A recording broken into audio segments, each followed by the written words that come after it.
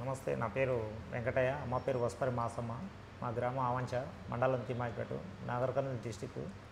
అమ్మకు 4-5 సంవత్సరాల నుంచి లేవలేకుండా కాళ్ళ నొప్పులు ఉన్నాయి, మోకాళ్ళ నొప్పులు ఉన్నాయి. ఎస్విఎస్ హాస్పిటల్లో సార్ ఆపరేషన్ చేస్తారు, అంటే కేజీ రెడ్డి గారు ఆపరేషన్ చేస్తారంటే వచ్చినాము, చేసినాము. మే నెలలో చేయించినాము. ఒక నెల 15 రోజులు అయితే మంచిగానే తిరుగులాడుతుంది, మంచిగా అయింది అమ్మకు. తన పనులు తను అన్నీ చేసుకుంటుంది.